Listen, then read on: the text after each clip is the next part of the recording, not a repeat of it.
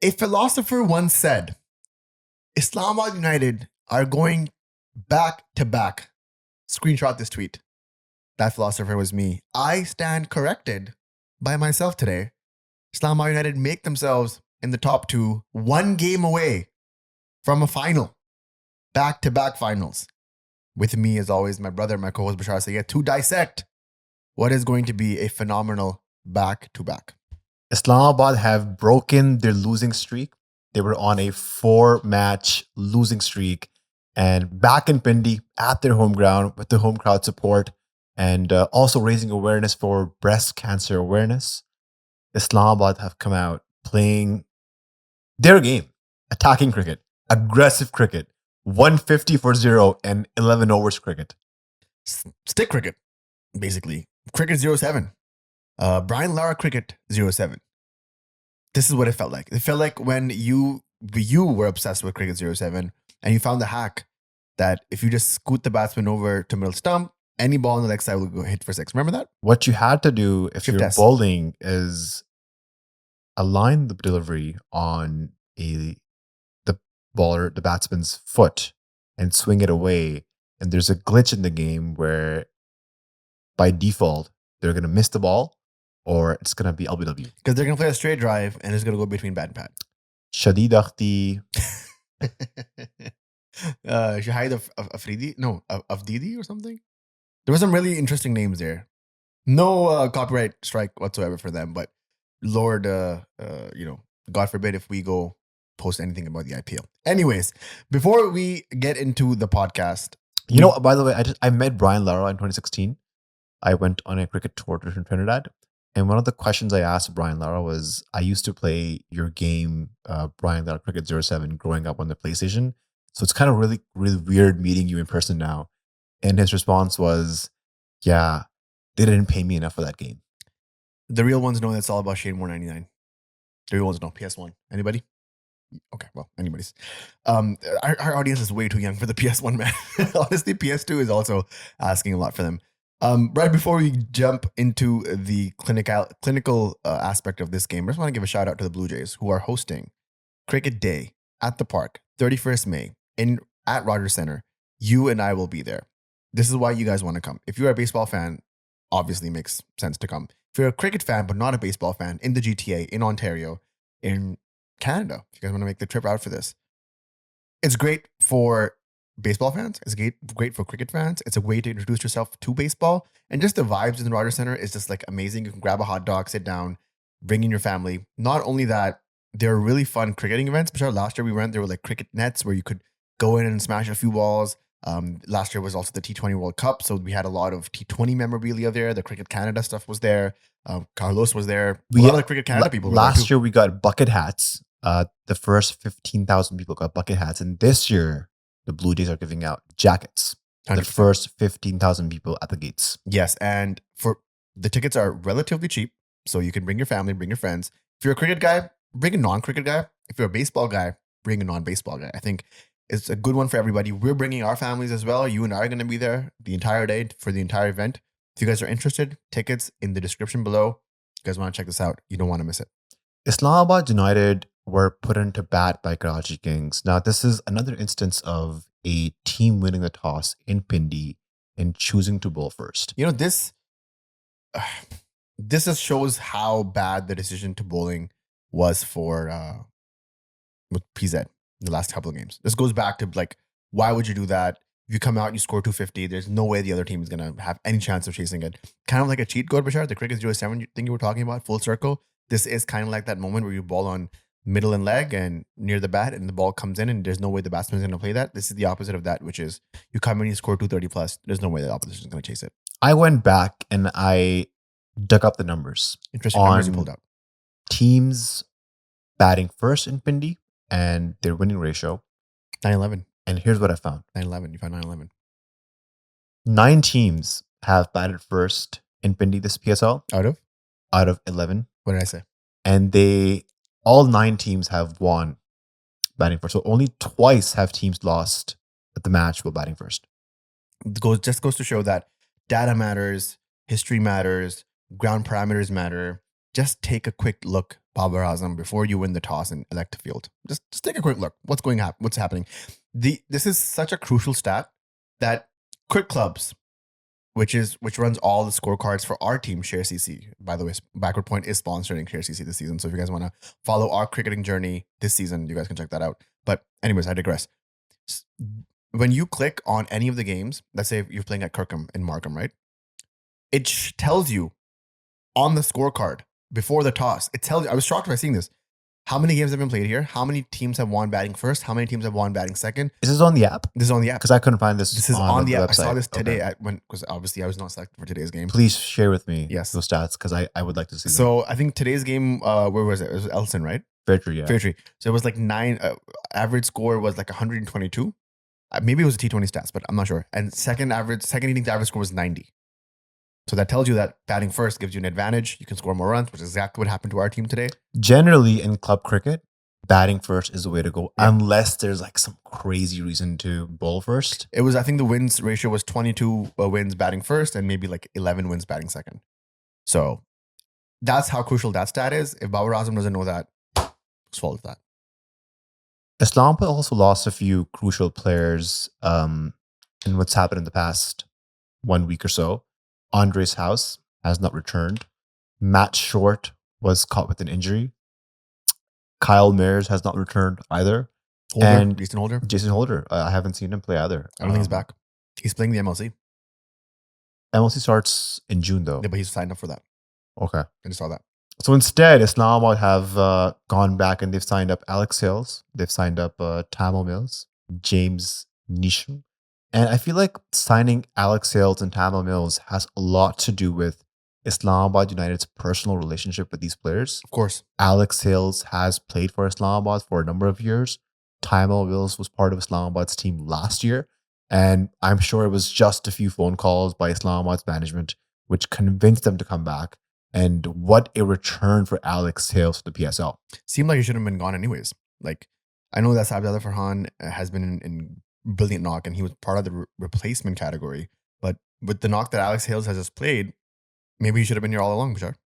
His first game back and man of the match. And in him and Farhan going up at the top was just insane because 11.3 overs, like 150 runs. And it sounds weird saying this, but I feel like Islamabad to some degree have underscored, even though they scored 250 in a T20 match. Because the kind of start that they had with Alex Hales and Farhan, I felt like their middle order wasn't able to really capitalize on that. And they could have gone for like 260, 270 quite easily. Yeah, I think at some point the Patreon chat was saying 300. I mean, with what, 150 and 11, I guess that was kind of on the cards. But do you think this break really helped Islamabad because they were on like a losing streak? The first 5 matches they won and they were untouchable. And then the next 4 games they kind of lost quite convincingly. Not quite. There's one game that was really close. The Quetta match was close, but aside from that, they looked lackluster after those first 5 wins. I think a lot of their main players that they were banking on were not clicking in the batting side. And some of the bowling sides, like Naseem Shah, was not really being the Naseem Shah that they wanted. Azam Khan wasn't really scoring runs from the middle to lower middle order. And so they were trying to sort of finding the right combination. Today, I think they hit on all cylinders because at one point, I think Karachi Kings was not even looking for the W. They were looking for that ceremonial win where they go over 204 runs and make sure that they just play one more game to play the final. And they weren't even able to do that because Islamabad was capitalizing so well. Imad Wasim in the bowling department. We'll go innings by innings, I think. But right at the start of the game, the tone was set on how this game was going to be played, which I know I keep bringing out the Babar Azam thing. It's like I'm just shocked that was a call that Babar made twice when this was a sort of pace that they were playing in. When you go in, Bashar, you score 250 on the board. When it's 150 after 11 overs, the game is kind of done there. Like, who in the chat that we were on in Patreon, on Discord, or just among us thought that this was going to be chased? It was impossible. And even though if there was a team that was going to chase this, I thought it was going to be Karachi Kings just because they have that power and they scored 230 runs a couple nights ago.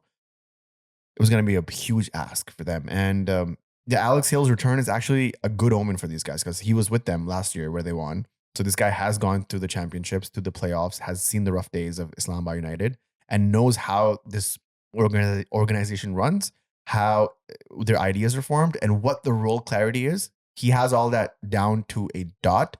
It's just a matter of execution. And with this form that Sahibzada Farhan is in, the form that Alex Hill finds himself in right off the bat, my tweet lives on. Alex Hales last year didn't have the best PSL, so he was dropped in the playoffs, and Martin Guptill came in as a replacement, and then he scored a lot of runs for them in crunch matches. I think what you're referring to here is that this game was essentially a dead rubber, and what the teams were actually fighting for was the top 2 spot. Now, before this match, Karachi Kings found themselves at the number 2 spot, and the reason why it's important to finish in the top 2 is that you play a qualifier match, which gives you an opportunity. If you happen to lose that qualifier match, you have another shot at making the finals. Yes. And so the equation after Islamabad finished batting was that Islamabad had to win the match by 49 runs or more to secure the top 2 spot by net run rate. We talked about this in yesterday's podcast, and I thought it was going to be tough for Islamabad to go out there and secure that big of a win. But I felt like since the start of the match, Islamabad knew very clearly they had to score big and they had to beat Karachi by a big margin. And so it felt like they were scoring to do exactly that, which is to score high runs, get them out early, win the match, qualify top 2. Yeah, last podcast I said on the record, I don't think it's going to be possible for Islamabad to seek that top 2 position. Boy, was I proven wrong. I think I said something like, they have to score like 250 odd and bowl them out in 1-7. I think I said that, actually. Correct me if I'm wrong, guys. But yeah, they were able to execute that. I just don't understand what kind of game Rusty Van der Dusen was playing, because 7-1 in this situation, I don't think that's it. I'm really glad, still speaking first innings talk here, I'm really glad at the way that Shadab, Heather, and Ben Dorshus finished this game off, because they never stopped for a second to think about how this game was going to end up. Shadab could have very well gone and scored a 25 ball 50, which would have been amazing, like, a 200 strike rate. But instead, he got out 19 ball 42, which was way more effective, because then they gave Heatherly a 9 ball 19 and they gave Ben Dorshus a 4 ball 10, which all those guys scoring over 200 strike rates made sure that they scored over 250. And the pedal, it was nonstop. Just the pedal to the metal throughout the 20 overs, 120 legal deliveries. I loved it, man. At the same time, I'm a big critic. I'm a big critic of just these type of pitches, and at some point, it glazes over you. It's like it's not happening. It's not happening to me. It's happening at me, and I'm just like, at some point, I did, like, my eyes washed over. I'm like, okay, yeah, another 6, cool, good luck. Shadab's first ball went for 6, and I believe this is his first game back from injury. So I think this extended break in the past week has given him an opportunity to further do his rehab, improve, and come back, because Shadab Khan is an integral part of Islamabad. Him batting well, captaining well, and bowling well just gives them a different level of balance. You think he's an integral part of the boxing cricket team? I think if he performs like this, he is an absolute important part of Pakistan's T20 setup. I specifically feel like if Shadab Khan is batting in the top 6 and he's bowling 4 overs for Pakistan, he is an asset. And so what I want to see is Shadab replicate these performances in the Pakistan team. Yeah.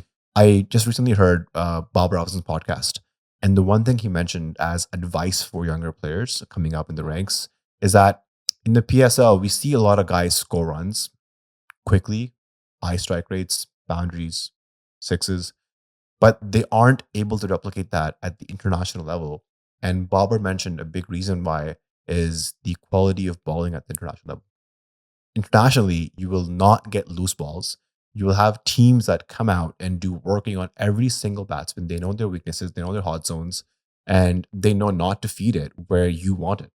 So guys, when they go past the domestic level, the PSL level, they need to do extra hard work to be able to maintain their performances at the international level. Yep. Now, Shadab's batting has been phenomenal at the PSL level. I think even internationally, Internationally, I think he hasn't justified his batting positions yet.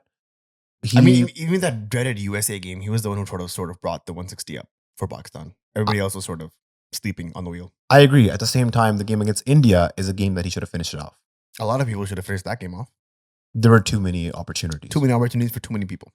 Right? So I also feel like in the past few years, Shadab's role just isn't defined properly. And I feel like there's a point where he himself is questioning what his strength is. Sometimes I feel like he wants to be a batting all-rounder. When his bowling isn't well, he's becoming a batting all-rounder. When his batting isn't doing too well, he's a bowling all-rounder. And now I think I've heard him in the past few interviews where he's made peace with the fact that he is a bowler who can add value as a batter. Yeah, he said that clear on. Like, I need to focus on my bowling. Batting comes easily to me, but bowling is something I have to work hard on. You know, not to compare myself with Shadab Khan, but I also believe that. I think batting, especially in tape ball, you know me. Like, I open, give it to me all the time. I can hit it across the park. But bowling is genuine art. You have to get the repetitions in. You have to make sure that you're in rhythm. Your hand is landing the same way. The follow through is good. Like, there's so many mechanical things. You know this better than I do. That even if you change one slight aspect of it, like you have been trying to move one aspect of your bowling action just to gain a few more Ks. It's so hard. And for someone who's been bowling thousands of deliveries in an action that may have been corrosive to his own body, it takes time to move over to a new action that's, you know, it feels good and all that. And so the issue right now with Shadab's bowling is if you pause the video on Shadab's release point, it's almost as if he is delivering the ball to the fine leg umpire, right? His body is faced diagonally. His landing foot is facing towards fine leg. And then he's twisting and getting his whole body around to land the ball straight. That's, as a leg spinner, I can tell you right off the bat, that is very prone to groin injuries, hip flexor injuries, lower back injuries, because you're twisting your entire body to get the ball landing in the right area. And what happens there is that if there is even a slight unfitness angle to it, it won't happen to you. It'll land short, it'll land full, it'll land full tosses. You're going to get smacked. And that has a direct co-result to your confidence and the result of the game. So Shadab, looking like his old self, even though he did get smacked for a few, and we'll come to that. I want to come to the bowling of Karachi Kings. What could they have done better, Bashar? All their bowlers went over 11.5, except for Meet Hamza, who went 10.25, which is not really saying much, but, you know, there we go. Everybody went for runs. Is there anything they could have done differently? They could have maybe tried giving a couple of overs to Mohammad Nabi. I think in T20s, having 6 to 7 bowling options is always good, because when you're just trying out 5 bowlers and giving them 4 overs each, you're basically banking on all 5 of your bowlers to have a phenomenal day, which is almost impossible in every single match. And initially, when I saw the Karachi Kings bowling card, I thought Mohammad Nabi is not playing. But then I saw him bat at second inning. I'm like, why didn't he bowl? Impact player. Yeah, Sorry, why didn't he bowl? I would have loved to see a couple of overs from him. But just the Khuzul Shah experiment today wasn't appropriate. I think he just gave it the ball a lot of air, and it was just too easy for Farhan and Alex Hales to go after him. Yeah, it was just tough watching these stats, because Meet Hamza has a better ball than this. Amir Jamal's bowling has been wayward, disappointing. Mm-hmm.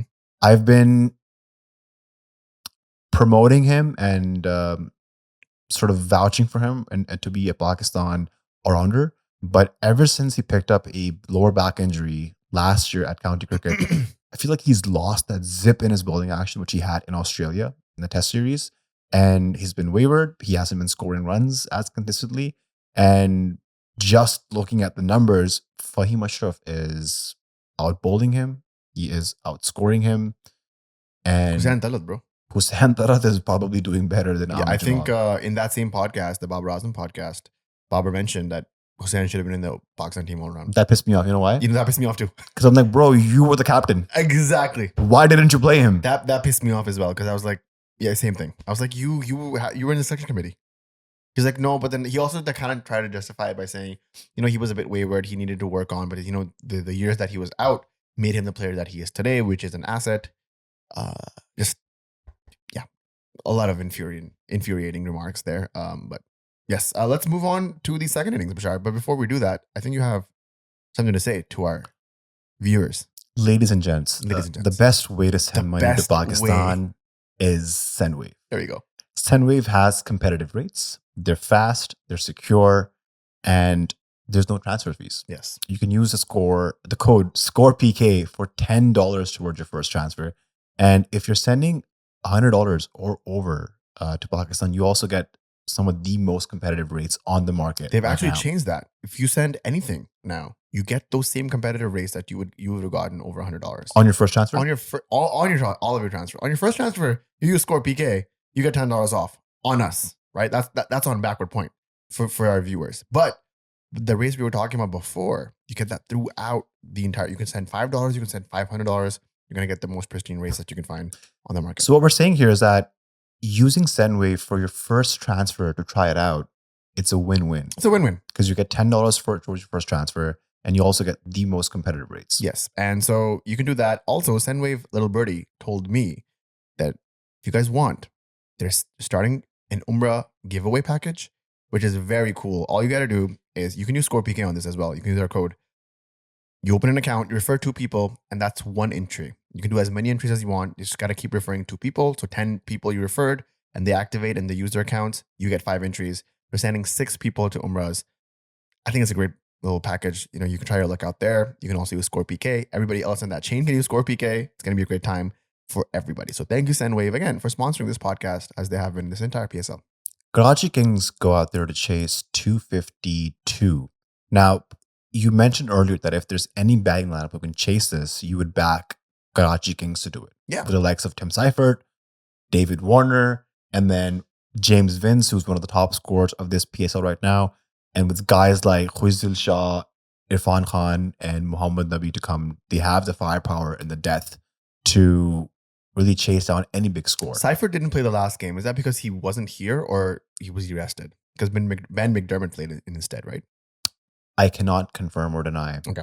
Yeah, I confirm. All right. Anyways, it was nice to see Tim Seifert back because Tim Seifert and David Warner have that.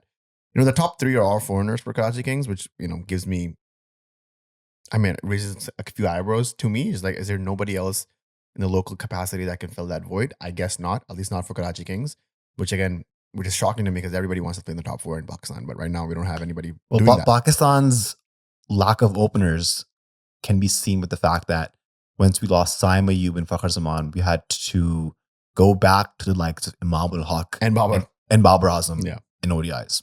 Yeah. Insane. Fair enough. I thought for a moment that the chase was on, maybe the first 6, but as soon as this wicket started to fall, yeah, it was going to be a tough ask for them. I have a question about Saad Beg Bashar. I have not really seen him do anything in this PSL for Karachi Kings. What are your opinions? Is this the Karachi agenda guy or not at all? Saad Beg, Pakistan under-19 captain. Yes. He captained Pakistan in the last under-19 World Cup that happened last year. Wicketkeeper batter, lefty from Karachi. We actually kind of know Saad Beg through a mutual friend. He's Shed some light on that. Our friend's friend is Saad Beg's dad. And so our friend's friend is Saad Beg's dad? Yeah. Who is this person? Fawad Bhai knows Saad Beg's dad. Okay. Fair enough. Saad Beg. And so like he's texting, why isn't your son playing in PSL? He's like, oh no, he's not getting opportunity yet. So I think he's shown some glimpses, but there's still a long way to go for him. What I've heard from Saad Beg is that he's one of the most intelligent cricketers in the domestic circuit. Shamil Hussain speaks quite highly of him. He's 18 years old. He's young. He's very young. And he has the potential. Shocked me. November 1st, 2006, this man was born in Karachi. That's so crazy, man. That's insane, bro. That's 10 years. I was 10 years old. It's wild. Sorry. Recently with the Rohit Sharma and Virat Kohli retiring from test matches and also T20s. When did that happen? I feel old. Because Rohit Sharma debuted in front of me. Yeah. Virat Kohli, I remember, debuted in front of me. And so I've literally seen his entire career unfold in front of me. And to see him suddenly retire. Yeah, it's wild. I think when they retire from ODI, it's going to be insane. It's going to be a real shock for everybody. Like for the millennials, Gen Z millennial people who have been watching cricket since like 2005-6 era, all the way to now, that's going to be like, whoa. Like this is the pinnacle. It's like probably for them when Jordan retired, when Kobe retired, a whole generation was like, yo, this is it. So for sure. Is there anything that Karachi Kings could have done differently to go after this chase? Maybe they should have gone for the 204 instead of the 252. They shouldn't have collapsed. They were 80 for 1, and then they collapsed to 114 for 8. No, for sure. They shouldn't have collapsed, but who should have come in and taken responsibility there? I believe somebody like an Irfan Khan or Irfan Niazi or a Huizil Shah who have been in the circuit for so long. They've played extremely well guarded knocks in this PSL. Maybe we should have taken the game a bit deeper. They were all soft dismissals. I remember Huizil Shah caught in ball, Shadab. Mohammad Nabi, it was a short delivery, which Nabi tried to pull, didn't middle it, gets caught at deep mid wicket. Hassan Ali, also another short delivery, which he just swung the bat too early, gets bowled. And I think if one of these guys could have stayed on the crease and helped Karachi get to that total where they finish higher than Islamabad on net run rate, that would have been crucial, because just getting the opportunity to have two chances at playing the final, it puts the players at ease. It's not a do or die, and you play one less match. Yep, I totally agree. I think with the way that the playoffs are going to roll out now, it's going to be really intense. I think we can come over to I have the one last thing on Karachi's batting. Abbas Afridi has recently been showing lots of potential with the bat. And I feel like if Pakistan is looking at a T20 team which has batting depth, I would seriously be considering Abbas Afridi at number 9, number 10. Because if he can come down the order and have the ability to still smash it, I'd love to see that. Didn't he score like 24 runs in an over? He did. Was that against Shadab? Pretty smacked for 24. I think he did smash it up. Yeah. Shadab. He smashed Shadab for 24. 3 sixes and a 4. Some really clean ball striking. He is Umar Gul's nephew. Yeah. And Umar Gul has one of the most iconic innings for a Pakistani lower order batter in a T20 World Cup where he smashed against South Africa. That's in 2012. I watched that highlight like almost. Like Omar Akmal is on the other end and he's run a ball. and Umar Gul is like, what, 18 ball 36 or something? That's crazy, right? Crazy innings. Single-handedly pulls Pakistan through, and I think they make it to the semifinals in that World Cup. Wild. Umar Gul, great in the T20 circuit for Pakistan. 5 for 6, insane run. The thing that reminds me, because we're on the topic of Umar Gul, I think one of my greatest cricket moments that's like imprinted, tattooed onto the backside of my eye is Pakistan versus New Zealand 2009 World Cup. Umar Gul bowls to Scott Styris. Scott Styris top edges it. The ball is high in the air. We can't see the ground. All the cameras are following the delivery, and then the camera pans down, and Shahid Afridi is running backwards and catches it. Boom, X in front of the crowd. Insane catch, imprinted into my mind. That's when I became a diehard Shahid Afridi fan, if I wasn't before. And that's when Umar Gul became the GOAT to me in T20s. And even though he got whipped for 20-odd runs, 25 runs in the first over against Virendra Sehwag in the 2011 World Cup, don't want to bring out some bad memories, but man's a GOAT. Yeah, Umar Gul's peak in T20 needs to be studied more closely. What Pakistan was doing in 07, 09 was what teams are doing now. Like Umar Gul's entire role in those two T20 World Cups was to be the death over bowler. Yeah. He would come in to bowl the 13th over, and then he would bowl 4 overs nonstop at the death. Kind of like what Haris Rauf sometimes does for Pakistan as well. He bowls the later half and then just bowls continuously all the way to the end. Yeah, I think Umar Gul, Lasith Malinga, Jasprit Bumrah, these guys are phenomenal T20 bowlers. Totally. And Pakistan missed Umar Gul in 2010 when he was injured. Yeah. Pakistan, they couldn't win the semis against Australia. 100%. Things would have been different if Umar Gul was there. And I think he's bestowed upon some of those tricks, and because Abbas Afridi's slower one is like undetectable. The one that comes back. The back of the hand. It's insane, bro. The way we saw him get a hat trick here in Canada in 2023 when he was playing for Montreal Tigers. I remember live at that game. It was insane. And I think Abbas Afridi, like, I've seen a lot of positive candidates emerge from this PSL. Now that the group stages are over, and a lot of old heads, the old guard, sort of like simmer down, which is an interesting little tidbit, because I was just skimming through the internet. A lot of the Riz Bar people, a lot of the people that are just bar, a lot of the people that are just Riz, are quietly admitting to themselves, to the internet, that, hey, maybe these guys should sit out the next World Cup, which is insane to me. I never thought we'd come to that discourse, but here we are. I think once we see the first Pakistan squad against Bangladesh come out, we can see what trajectory Mike Hesson and Salman Agha want this Pakistan team to be going on. And what the recent reports have been coming out is that Babar, Rizwan, and Shaheen will all be rested. And as Naseem Shah says, in Pakistan cricket, sometimes when you rest, you become rest in peace. Well, I think once PSL is over and we do a roundup, what we learn, all lessons we've learned, the mistakes that we made, we should talk about Shaheen in that regard as well. If his rest or his drop comes at a good time or not. And before we go into the discussion of the points table and how this PSL sort of fared out in the round stages, you have a message from our lovely people from Yashi Sports. I sometimes don't say Yashi Sports. What do you say? I say Canada's home of cricket. You do say that. Because it is the go-to spot to buy cricket equipment. You're in North America. They've got a large variety, a collection, if I must say, You must say that. I must say, they have a collection of cricket gear that you can buy from their website, yashisports.com.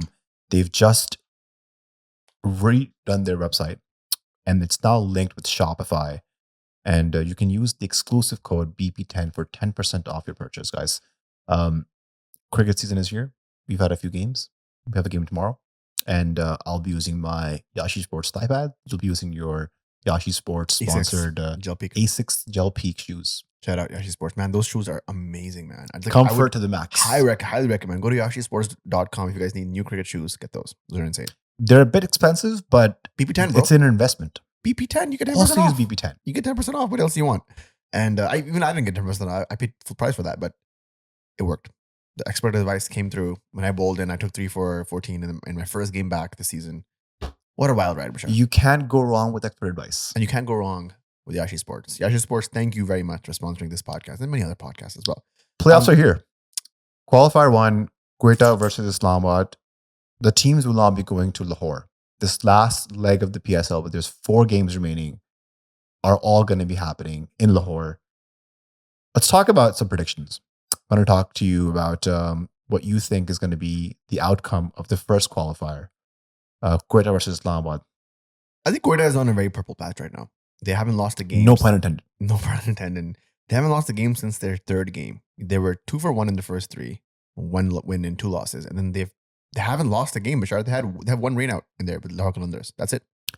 Law of averages say that they could lose the next one because now that's what I'm thinking here. Teams who win tournaments oftentimes peak at the right time. And Islamabad, even though they've been coming off of a 4-match losing streak, they've just won 1 match convincingly against a really high quality team. And they have a couple of key guys missing. I mean, Naseem Shah's on the bench.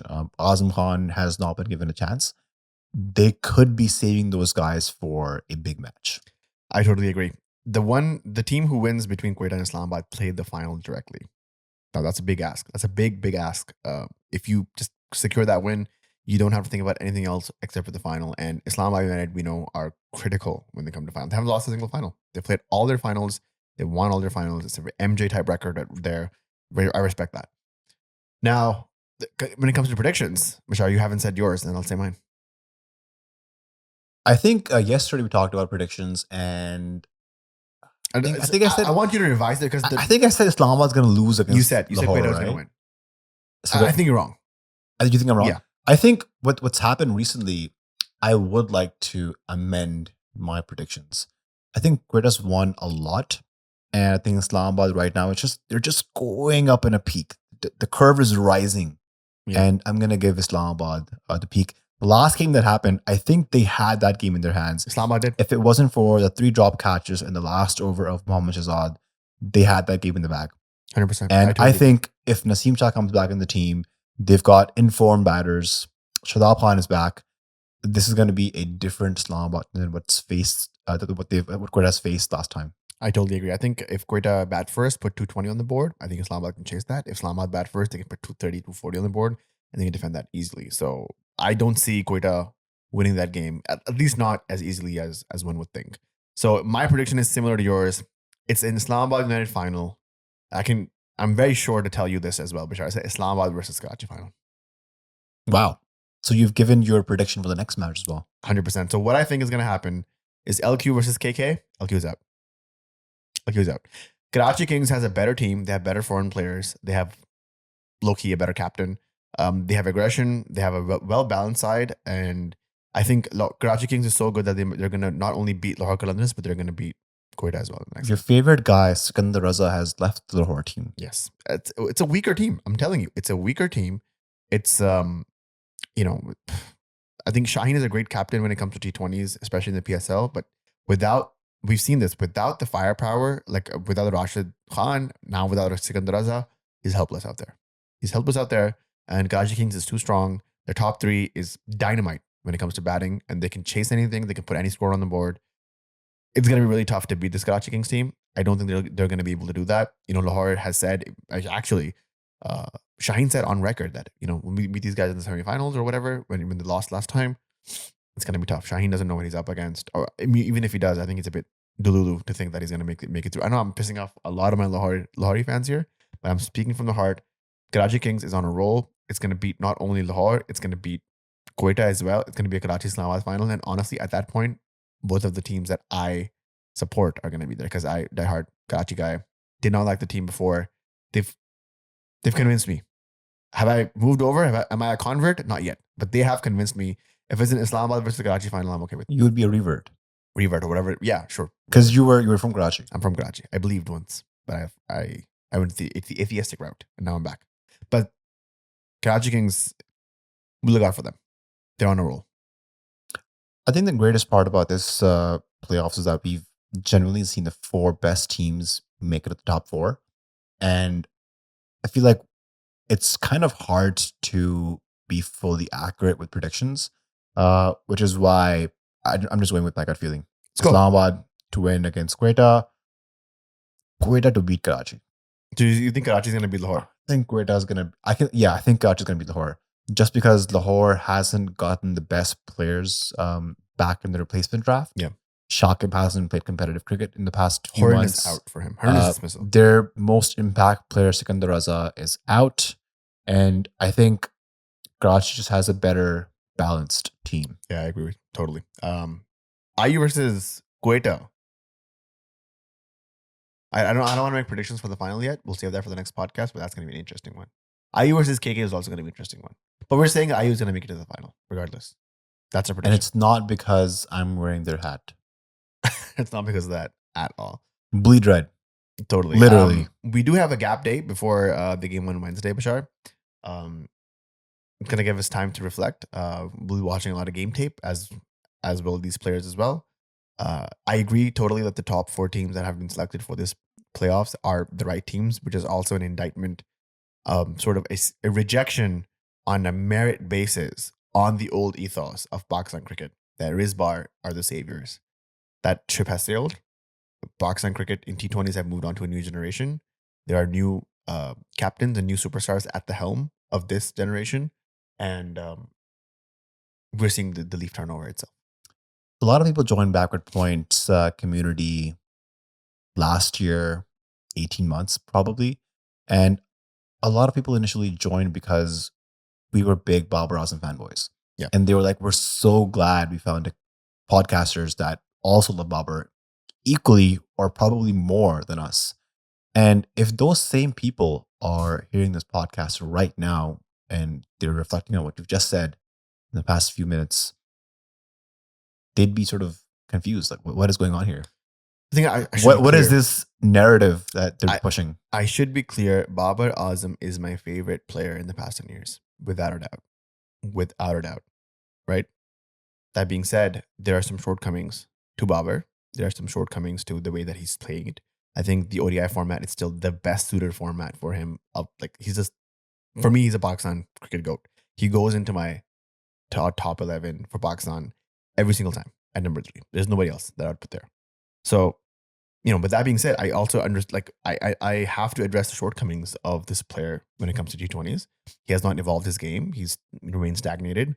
And the same thing with Rizwan. Like Rizwan and Babar, they did give us some insanely good moments. Like just today, I think someone from Gujarat Titans, I think their team chased 200 plus with just the openers. That was the second time in the instance of men's T20s that's ever happened. The first time was Babar and Rizwan doing that against England. 203, not out. Right? So it's not like they have not been consistent with their stance. It's just the game has moved forward. They have remained the same. It's like in basketball terms, they're still driving to the net when people are shooting threes. And so I hope to see them again in the greens in the T20s, but I doubt it. I think the way that Mike Hesson and these boys are going to lead this team, it's going to be a new generation. And I don't think that Babar and Rizwan will be able to catch up to that. And that's not an indictment to them. The other 2 formats are better suited for them. I want to see Babar score tons of runs in tests. That is his shortfall. Like, forget T20s. He's conquered that. He's played a final. He's played a semifinal. He's captained. He's done everything, right? He has the most T20 runs for Pakistan. Like it's okay. You're good. Give me test runs. Give me more than 9 centuries in tests. Give me like become the highest ODI scorer for Pakistan in tests. Become the highest ODI scorer. This is what the problem is. Become the highest ODI scorer for Pakistan, full stop. Is that really like that big of an achievement? It's not, but I think in order for Pakistan... What are our standards here? The standards is Pakistan cricket. You can't compare him to anybody else. Be the best Pakistani batsman that they've ever seen and give me some trophies. He said that himself on that podcast. He said, I want trophies. So if he's not playing T20s, so you're saying... ODIs and tests. The opportunities for Babar to win a trophy are a World Test Championship. Yes. ODI World Cup. Yes. Champions Trophy. ODI Asia Cup. Champions Trophy. ODI Asia Cup is a stepping stone. Pakistan winning an Asia Cup is not a huge deal, although Pakistan has only won 2. So maybe, yeah, it's just get in the habit of winning. The Leafs lost yesterday. And I read a quote. I'm forgetting who it's from. So if anybody's a hockey fan, they can tell me that they said that the Leafs lose because they don't hate losing. Think about that. The Leafs lose because they don't hate losing. If you hate losing, you won't lose.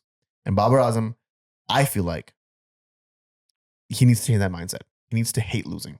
He needs to become a winner. Right now, he strongly dislikes losing. Sure, whatever you want. He needs to develop this hate, this inner rage against losing. And then you'll win. And then you'll be a winner. Just like Australia is, just like Kohli is, just like insert champion here is. So, Sarfraz had that mindset. We won the 2017 Champions Trophy. Imran Khan had that. 1992 World Cup. Yunus Khan had that. Shahid Afridi had that. 2009 World Cup. Now we're here. Shout out to our Patreon fam, Discord fam, Sendwave, Dashi Sports, Blue Jays. Appreciate all of you guys. We'll catch you guys on the next PSL Daily. Awesome. Cheers.